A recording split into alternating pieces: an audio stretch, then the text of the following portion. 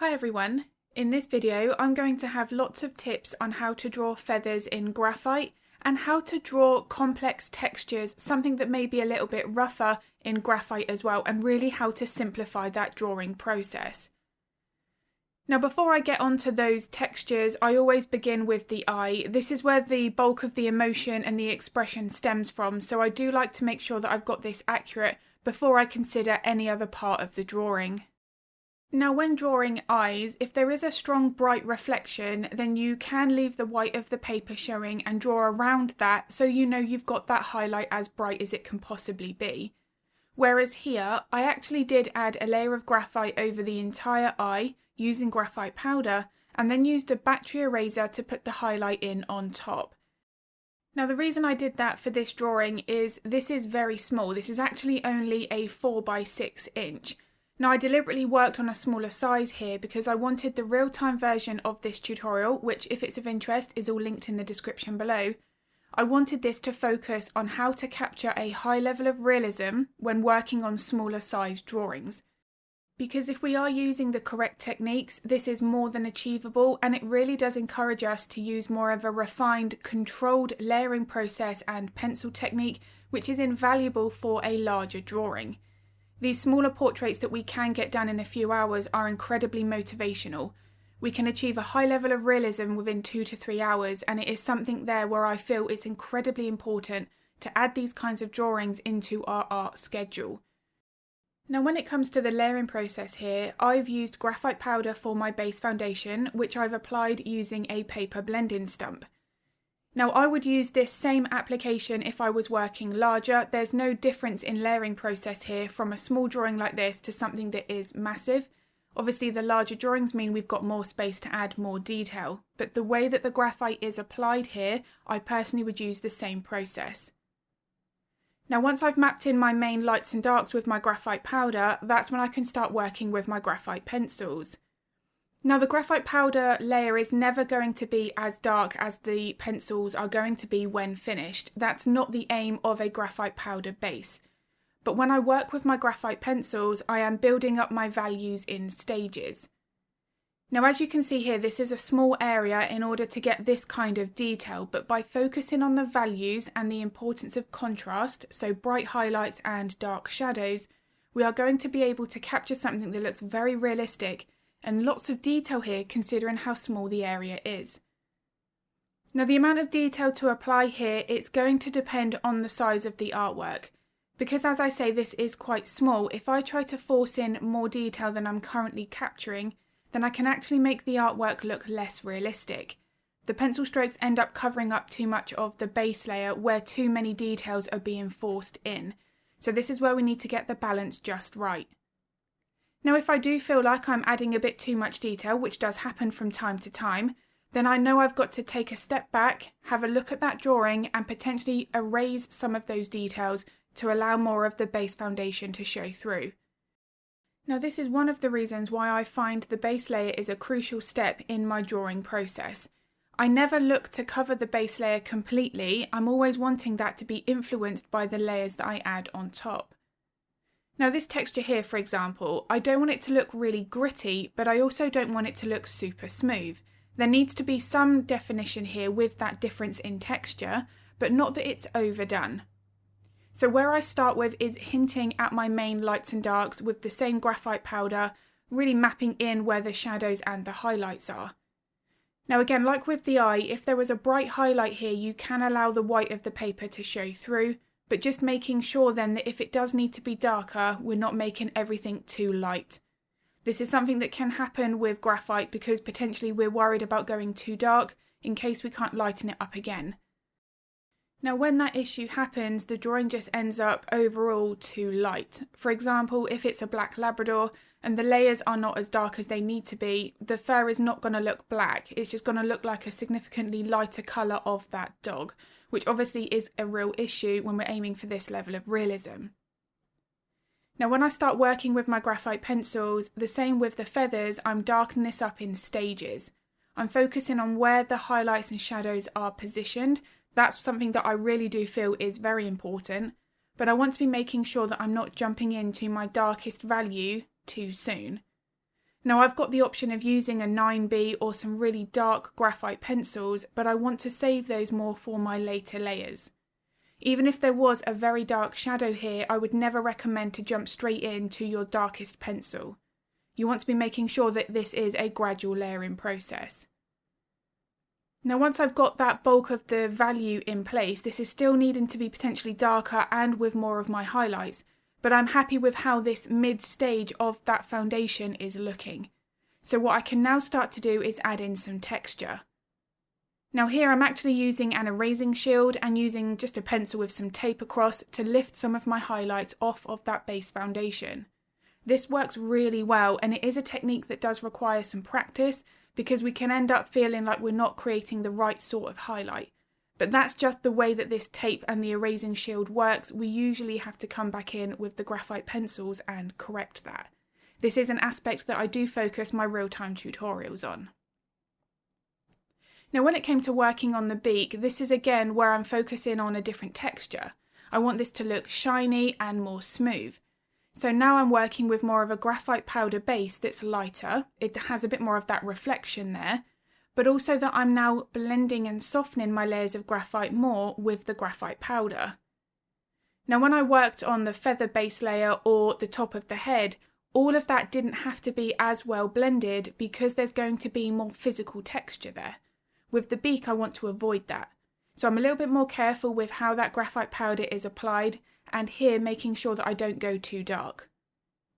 Now if I do have an area that is particularly bright, such as the feathers above the eye and the beak, I am going to be using more of a cautious layering approach.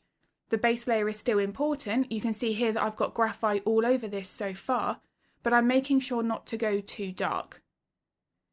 Now as long as you're not burnishing, which is where we are applying too much pressure to the pencil and actually flattening the tooth of the paper, that actually limits the amount of layers that we can add on top.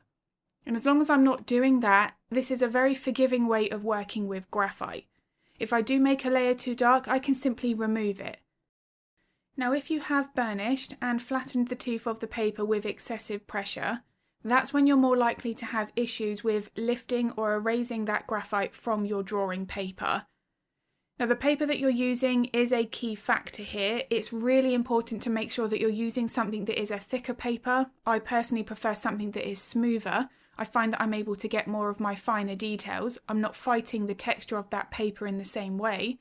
But I do want to be making sure here, regardless of the paper that you're using, that it is a thicker paper that can cope with this type of technique.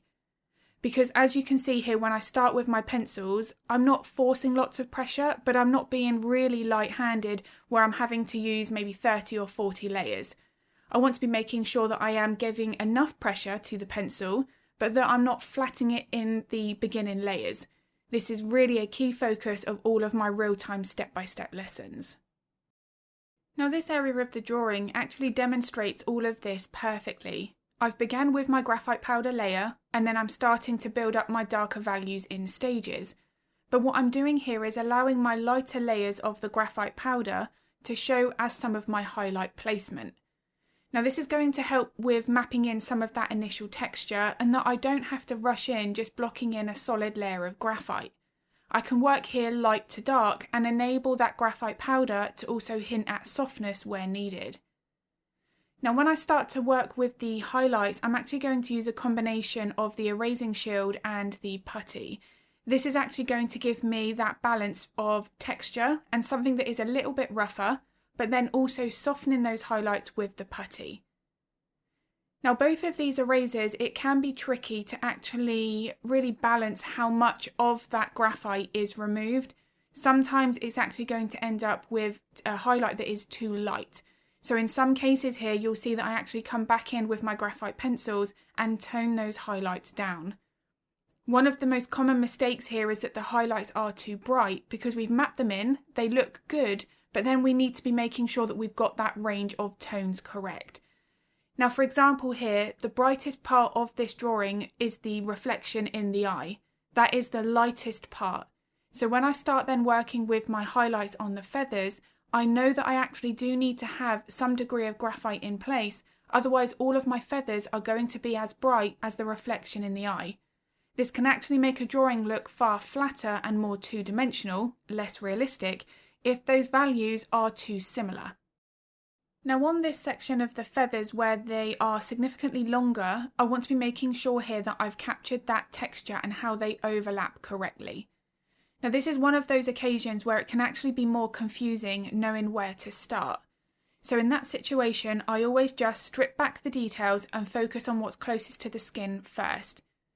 So here it's actually going to end up looking a bit darker than it needs to be, but that's because I want to capture that darker contrast closer to the skin before I pull in those lighter feathers on top. Again, and what I've mentioned previously about using the correct layering process, as long as I haven't burnished too early on, I will be able to use my erasers to pull in those feather highlights over the top. Now when I'm working more with these feathers, everything here with what is overlapping from something else underneath is a key part. This also helps to simplify the drawing process. So where I've got the darker feathers at the back of the head mapped in, I've hinted here at the direction, I've got my darks in and some of the midtones. I can overlap the lighter feathers on the top of the eye and on the below section of the cheek there, and now I can then put in more of my highlights for the other areas where nothing is overlapping. So each little task that I'm doing here is helping to add more realism without me having to do it all at the same layer. Now of course this is personal preference and how we work through a portrait is individual to each artist. But if you do start to feel overwhelmed, particularly when drawing feathers because they are more of a complex texture to get right, then working in smaller sections like this I feel can be really beneficial to helping make that drawing process much easier. Now when I start working on the rest of the feathers, this is where focusing on what is overlapping, what's closer to the skin first, can really help. So first of all, with the graphite powder, I'm simply just not only mapping in here my lights and my darks, but you can also see that I'm curving the way that I'm moving that paper blending stump to help map in the direction of the feathers and the way that they travel. Now this becomes more obvious when we are working on fur or feathers that is longer, but even if you've got something that is shorter, such as the area under the face, unless that feather is coming directly towards you, there will still be some degree of length to it. So mapping that in at the base layer stage can be really useful to help again simplify that drawing process.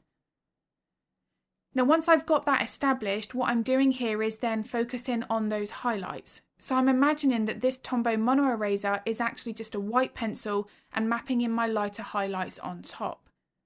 Now of course it's not a white pencil, it is an eraser, but if I'm actually visualising that I'm adding in a lighter hair or a feather on top, again I find it just helps to simplify that process. Now if you're struggling getting a Tombow mono eraser to erase those highlights, it's usually because too much pressure has been applied at that first initial stage, where that graphite has been really forced into the paper.